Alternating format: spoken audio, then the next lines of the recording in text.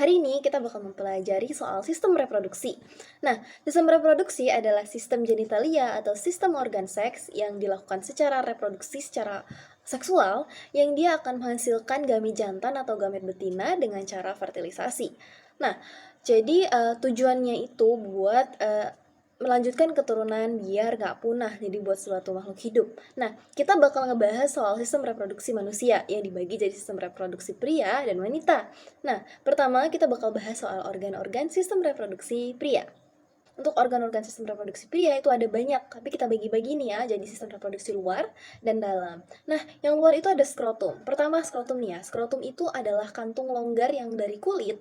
Nah, dia ini tujuannya itu, fungsinya itu buat ngebungkus testis sama ngelindungi testis.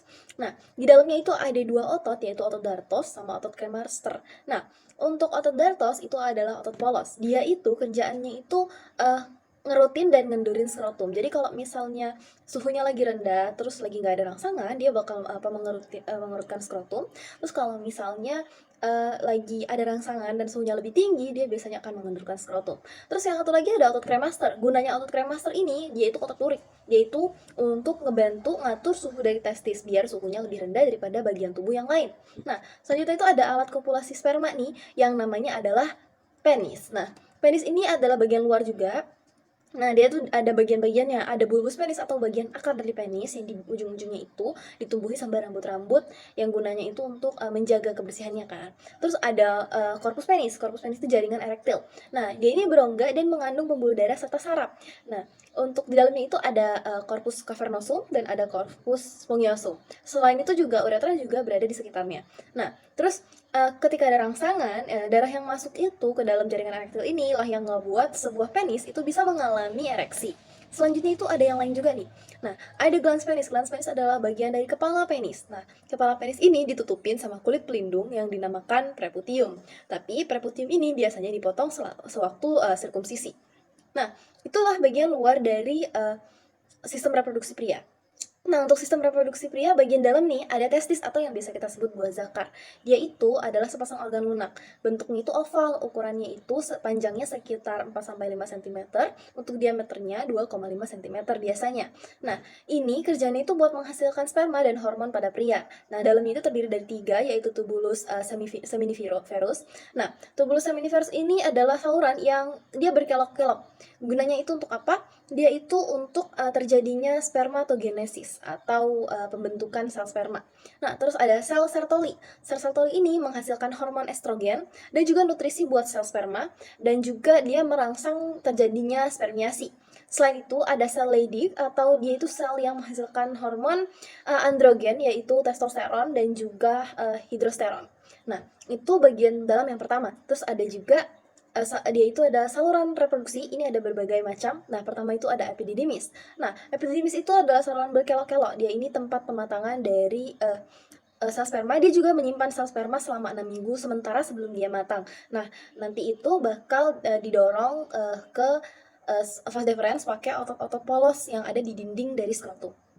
Nah, terus vas deferens nih. Vas deferens ini adalah saluran lurus yang dia itu ujungnya itu di kelenjar prostat. Fungsinya buat apa? Dia itu fungsinya untuk menyalurkan sperma menuju vesikula seminalis. Nah, terus ada lagi saluran ejakulasi. Saluran ejakulasi atau ductus ejaculatorius ini adalah saluran pendek. Dia ini penghubung antara vas deferens dan uretra. Dan terakhir ada uretra. Uretra ini saluran pengeluaran sperma dan juga saluran yang dia pengeluaran urin. Dia menuju ke penis. Nah, terus selanjutnya itu ada kelenjar kelamin atau kelenjar aksesori. Nah, kelenjar kelamin atau kelenjar aksesori ada berbagai macam. Ada kelenjar vesikula seminalis atau kantung mani, terus ada kelenjar prostat, dan ada juga kelenjar bulburetra atau kelenjar koper. Nah, pertama, kelenjar vesikula seminalis. Ini adalah kelenjar yang jumlahnya sepasang, dan dia ini kerjanya untuk menghasilkan nutrisi buat sperma. Terus ada kelenjar prostat, jumlahnya itu cuma 1, dan dia itu adalah untuk menghasilkan getah yang dia mengandung fosfolipid, kolesterol, dan juga garam. Sama ada kelenjar koper. Kelenjar koper ini jumlahnya sepasang, dan dia gunanya untuk menghasilkan getah basah. Nah, itu adalah organ-organ reproduksi bagi pria. Kita lanjut ke organ-organ reproduksi buat wanita. Ada bagian luar dan bagian dalamnya. Bagian luar itu ada berbagai macam, pertama ada vulva nih. Pertama vulva ini adalah sebutan dari bagian luar, di dalamnya itu ada di bagian-bagiannya itu ada mons pubis. Mons pubis atau yang biasa disebut sebagai bukit Venus. Nah, dia ini adalah bantalan lemak yang itu tempat tumbuhnya rambut-rambut pubis yang dia untuk menjaga vagina dan sistem reproduksi perempuan, wanita, agar terhindar dari bakteri, debu, dan lain-lain ya. Terus ada labium mayora dan labium minora. Nah, ini lipatan yang besar dan lipatan yang kecil, yang itu lipatan besar yang di dalamnya itu lipatan besar adalah labium mayoranya, dan di dalamnya ada lipatan yang lebih kecil namanya labium minora yang itu melindungi vagina. Terus ada klitoris. Klitoris ini tonjolan kecil di atas labium, dia mengandung jaringan erektil seperti penis, dan dia itu ada berbagai macam di ujung itu di klitoris itu ada ujung saraf dan juga pembuluh darah. Jadi klitoris ini cenderung sangat-sangat sensitif. Selanjutnya ada himen atau selaput darah. Nah, si himen ini dia melindungi vagina. Dan biasanya itu mengandung banyak sekali pembuluh darah. Nah, itu adalah bagian luar. Sedangkan untuk bagian dalam itu ada ovarium, ada indung telur nih. Ovarium itu adalah indung telur. Dia ini menghasilkan ovum dan juga hormon pada wanita. Di dalam ovarium itu ada struktur folikel atau cangkang yang mengandung ovum. Terus ada fimbriae. Fimbriae itu adalah jumbai. Dia tuh jumbai yang menangkap ovum dari ovarium waktu menuju ke pangkal oviduk yang sebutannya itu adalah infundibilum. Nah, terus ada lagi oviduk atau tuba falopi. Nah, itu adalah saluran penghubung antara ovarium dan uterus. Nah, fertilisasi itu biasanya terjadi di 1/3 awal dari oviduk sendiri. Nah, terus ada lagi uterus atau rahim. Nah, uterus sendiri adalah tempat berkembangnya zigot waktu menjadi bayi gitu loh. Nah, dinding uterus ini tersusun atas otot polos atau berbagai otot polos dan juga endometrium. Terus ada cervix atau leher dari rahim sendiri. Ini adalah corong pembatas antara uterus dan vagina, dan juga ada vagina. Vagina itu lubang kopulasi yang berhubungan dengan vulva. Nah, pada vagina ini ada selaput yang menghasilkan lendir, disebutnya kelenjar Bartholin. Nah, jadi ketika ada rangsangan, kelenjar ini bakal mensekresikan lendir. Nah, itu adalah organ-organ dari sistem reproduksi wanita. Selanjutnya kita akan melanjutkan ke sistem hormon untuk hormon dan pembentukan sperma dan juga sel telur. Pengertian dari reproduksi sendiri yaitu proses saat makhluk hidup dapat menghasilkan keturunan dengan bertujuan untuk mempertahankan kelangsungan hidup spesiesnya. Nah, selanjutnya ada yang namanya gametogenesis atau pembentukan sel kelamin pada perempuan. Nah, disebut juga dengan oogenesis. Oogenesis ini terjadi di ovarium. Oogenesis dimulai saat kehidupan janin sebelum lahir. Setelah lahir, masa pubertas hingga masa produktif sebelum menopause. Nah, tahapan dari oogenesis sendiri itu bagaimana sih? Jadi tahapannya itu yang pertama ada pembelahan meiosis 1. Pembelahan ini terjadi ketika perempuan mencapai masa pubertas. Di fase ini, oosit primer membelah diri menjadi 2 sel berbeda ukuran. Kedua sel ini memiliki sifat haploid atau kromosom yang tidak berpasangan. Sel yang ukurannya lebih besar disebut oosit sekunder, sementara sel yang berukuran lebih kecil disebut dengan badan polar atau badan polar 1 atau badan polar primer. Nah, selanjutnya yang kedua ada meiosis 2. Meiosis 2 ini oosit sekundernya itu mengalami pembelahan lagi. Lalu sama seperti proses meiosis 1 nih. Oosit primer membelah menjadi 2 sel yang ukurannya berbeda. Sel yang ukurannya besar disebut ootit, lalu sementara sel yang ukurannya kecil disebut badan polar sekunder. Nah, selain itu badan polar primer juga membelah diri nih menjadi 2 badan polar sekunder. Jadi proses meiosis 2 menghasilkan 1 sel ootit dan 3 badan polar sekunder. Oosit yang matang akan menjadi ovum berkromosom haploid, dan badan polar yang sekunder sendiri akan hancur dan mengalami kematian atau polosit. Lalu oogenesis ini kan ada pralahir, pasca lahir, dan masa pubertas. Oogenesis pralahir sendiri, sel telur atau oositnya dalam tubuh perempuan berkembang dari sel-sel awal yang disebut oogonium. Lalu saat dalam kandungan, oogonium ini berkembang dan menghasilkan sekitar 6-7 juta sel telur primer. Namun sel telur primer ini tetap dalam tahap persiapan untuk pembelahan sel sampai sebelum masa pubertas. Mereka dilindungi oleh lapisan sel yang disebut folikel primordial. Beberapa folikel primordial ini bisa rusak nih seiring bertambahnya usia. Lalu selanjutnya ada oogenesis pasca lahir. Jumlah folikel primordial ini di ovarium secara alami mulai berkurang nih. Misalnya pada usia 7 tahun hanya sekitar 300.000 saja folikel yang tersisa dari 2 juta saat lahir. Ketika mencapai masa pubertas, jumlahnya bisa hanya berkisar 50.000 sampai 100.000 saja, tapi hanya sekitar 350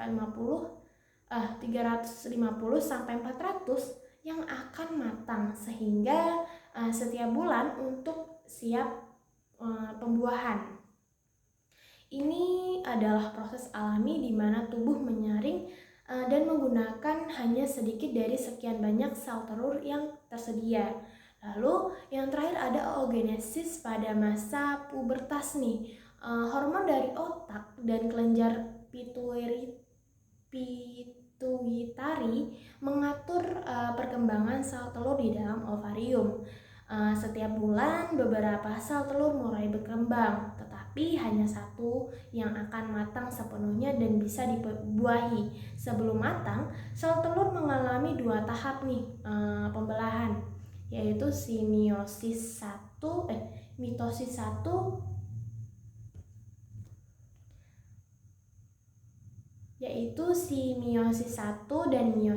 2.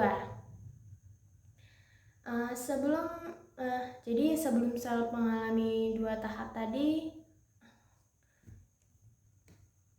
Lalu yang terakhir ada oogenesis pada masa pubertas. Nah, hormon dari otak dan kelenjar pituitari mengatur perkembangan sel telur di dalam ovarium. Setiap bulan beberapa sel telur mulai berkembang nih. Lalu setelah berkembang dan bisa dibuahi. Sebelum matang, sel telur mengalami 2 tahap pembelahan nih. Pembelahannya itu yang tadi, yang meiosis 1 dan meiosis 2. Tetapi hanya satu bagian yang besar yang akan menjadi sel telur yang siap dibuahi dalam pembelahan itu, karena beberapa menjadi badan polar dan dia akan mati gitu.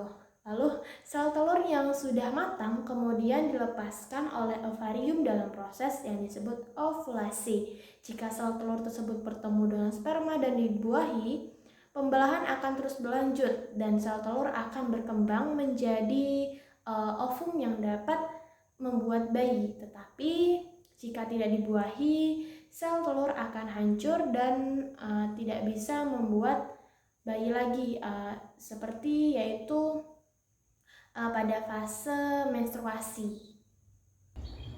Oke, di sini saya akan menjelaskan tentang fertilisasi dan juga siklus menstruasi. Nah, apa sih itu fertilisasi? Fertilisasi adalah proses bertemunya sel sperma dan juga sel ovum sehingga dia itu membentuk zigot. Ada pula itu mekanisme dari fertilisasi. Yang pertama ada sel sperma bertemu dengan ovum dalam oviduk dan menembus mantel ovum. Dan yang kedua, ada koloni radiata itu mengubah ovum yang telah dibuahi agar tidak dapat dimasuki sperma lagi. Yang nomor 3, ada terjadi peleburan inti sperma dan ovum menjadi zigot. Nah, ada pula kemungkinan jenis kelamin anak, yaitu kalau misalnya dia ovum X sama sperma X, itu jenis kelaminnya adalah perempuan. Sedangkan kalau dia ovumnya X tapi spermanya Y, itu bakal berjenis kelamin laki-laki. Nah, jadi ada kemungkinan jumlah anak yang dikandung, yaitu isinya ada tabelnya, itu tunggal itu keterangannya itu ada satu ovum dibuahi satu sperma, sedangkan kembar identik atau monozigot yang dia itu jenis kelaminnya sama atau mirip, itu satu ovum dibuahi satu sperma lalu membelah menjadi dua.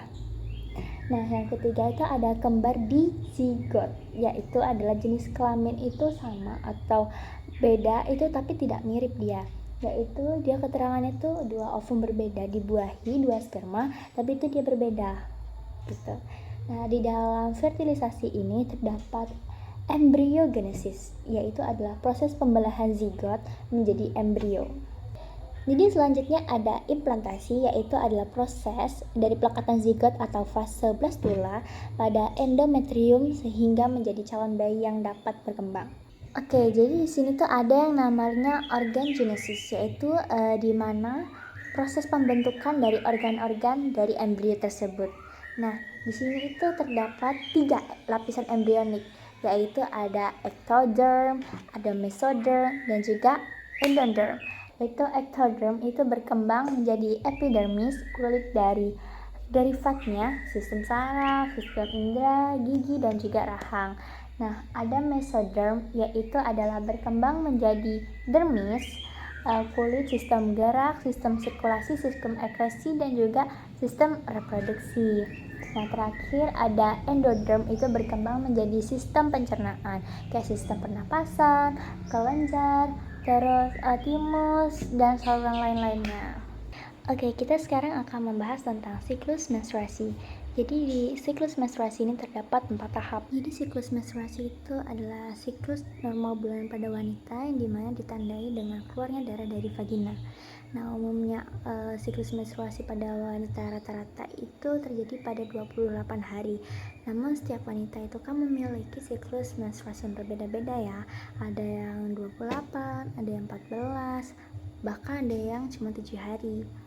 Nah, jadi kebanyakan wanita itu akan mengalami menstruasi itu pada umur antara 12 sampai dengan 14 tahun. Oke, sekarang kita akan masuk ke siklus menstruasi. Jadi siklus menstruasi ini dibagi menjadi 4 tahap, yaitu ada siklus menstruasi, ada fase folikuler, ada fase ovulasi, dan juga fase luteal. Nah, yang pertama adalah fase dari menstruasi. Nah, fase ini biasanya berlangsung dari hari pertama hingga hari kelima, dan sistem fase menstruasi ini ditandai dengan adanya peluruhan lapisan rahim dari vagina ketika tidak terjadi pembuahan pada sel telur. Umumnya itu pendarahan pada fase ini terjadi selama 3 hari atau 5 hari lamanya, namun jika terjadi antara 2 hari hingga 7 hari, ini kondisi tersebut tuh masih tergolong normal. Pada fase ini wanita biasanya akan merasakan nyeri dan juga kontraksi pada sekitar rahim saat terjadi peluruhan. Nah, yang kedua yaitu ada fase folikuler, yaitu adalah fase folikuler itu terjadi di hari ke-6 hingga ke-14. Nah, pada fase ini tuh hormon estrogen itu akan meningkat dan membuat lapisan rahim berkembang dan menebal. Nah, pada fase folikuler itu terjadi hingga hari 10 hingga ke-14. Salah satu folikuler itu akan menghasilkan sel telur yang matang. Nah, yang ketiga itu ada fase ovulasi. Nah, ini tuh terjadi sekitar pada hari ke-14. Nah, pada fase ovulasi ini sel telur itu siap untuk dibuahi oleh sperma. Hal ini disebabkan karena adanya peningkatan hormon lutein. Sel telur yang telah dilepaskan itu akan berpindah ke tuba falopi dan menempel pada dinding sel rahim. Jika sel telur itu tidak dibuahi, maka akan melebur dalam kurun waktu 24 jam setelah terjadinya fase ovulasi. Pada fase ovulasi itu vagina akan mengeluarkan cairan semacam lendir dari leher rahim tersebut. Oke, jadi yang terakhir ada fase luteal. Nah, fase ini itu berlangsung dari hari ke-15 sampai ke-28. Pada fase ini, sel telur yang telah dilepaskan itu dari ovarium bergerak dari tuba falopi menuju ke rahim. Tingkat hormon progesteron itu akan meningkat untuk mempersiapkan rahim untuk kehamilan. Nah, jika sel telur itu sudah dibuahi oleh sperma dan menempel pada dinding rahim, itu maka kehamilan akan terjadi. Nah, sebaliknya jika kehamilan tidak terjadi, kadar estrogen itu dan progesteron itu akan menurun dan menyebabkan peluruhan dan memasuki periode menstruasi. Selanjutnya ada teknologi pada sistem reproduksi. Yang pertama ada kelahiran sesar. Kelahiran sesar dilakukan melalui operasi. Tindakan ini dilakukan apabila kelahiran normal tidak dapat dilakukan. Yang kedua ada bayi tabung atau teknologi fertilisasi in vitro atau di luar rahim ibu. Dengan cara yang pertama fertilisasi atau dilakukan di media kultur. Yang kedua, zigot yang telah membelah dimasukkan kembali ke rahim ibu dan ibu menjalani kehamilan seperti biasa. Yang ketiga ada KB atau keluarga berencana. Keluarga berencana menggunakan berbagai cara untuk mengatur kehamilan ibu. Ada dua jenis KB, yaitu alami dan hormon. Contoh dari KB alami adalah kalender subur, dan contoh untuk KB hormon adalah suntik KB, vaginal ring, dan ada intrauterine system. Selanjutnya ada KB kontrasepsi, contohnya ada kondom, ada cervical cup atau diafragma, ada intrauterine device atau spiral. Dan yang terakhir ada sterilisasi atau kontrasepsi permanen dengan menghambat saluran kelamin. Vasektomi pada laki-laki dan tubektomi pada perempuan. Selanjutnya ada menstruasi. Menstruasi terjadi ketika lapisan dini rahim atau endometrium dan sel telur yang tidak dibuahi meluruh keluar dari vagina. Siklus menstruasi setiap orang itu beda-beda. Meski demikian, rata-rata siklus menstruasi pada setiap wanita itu sekitar 28 hari. Ada 4 fase dalam menstruasi. Yang pertama itu menstruasi, yang kedua fase folikuler, yang ketiga fase ovulasi, dan yang keempat adalah fase luteal. Pada fase menstruasi, tahap pertama ini, dini rahim atau endometrium akan meluruh sehingga menyebabkan keluarnya darah dan cairan lendir melalui vagina. Fase menstruasi biasanya berlangsung selama 3-7 hari. Pada fase kedua ini, atau fase folikuler, merupakan salah satu fase menstruasi yang terjadi ketika ovarium membentuk folikel berisi sel telur yang belum matang. Umumnya, fase folikuler terjadi sejak hari pertama menstruasi dan dapat berlangsung selama 11 hingga 27 hari. Yang ketiga ada fase ovulasi, atau fase di mana salah satu tahap penting yang terjadi di dalam siklus menstruasi pada wanita. Proses ini terjadi ketika folikel telur pada ovarium pecah dan melepaskan sel telur yang sudah matang ke tuba falopi agar dapat dibuahi oleh sel sperma. Yang terakhir adalah fase luteal. Pada momen ini dimulai setelah ovulasi dan diakhiri di hari pertama menstruasi yang berlangsung sekitar 12 hingga 15 hari. Di fase ini, tubuh memproduksi progesteron yang menyebabkan lapisan rahim menebal sehingga persiapan untuk kehamilan. Selanjutnya ada fertilisasi. Nah, fertilisasi ini adalah suatu proses pertemuan kedua sel gamet yang terdiri dari sel-sel sperma dari laki-laki dan sel telur dari perempuan. Apabila proses pembuahan berhasil terjadi, maka proses ini akan menghasilkan sel tunggal yang disebut dengan zigot. Fertilisasi terjadi pada oosit sekunder yang mengandung ovum yang dibuahi oleh sperma dan terjadi di tuba falopi. Fertilisasi dibagi menjadi dua, yaitu eksternal dan internal. Secara eksternal, di luar tubuh adalah proses pembuahan sel telur di betina oleh sel telur jantan yang terjadi di luar tubuh betina.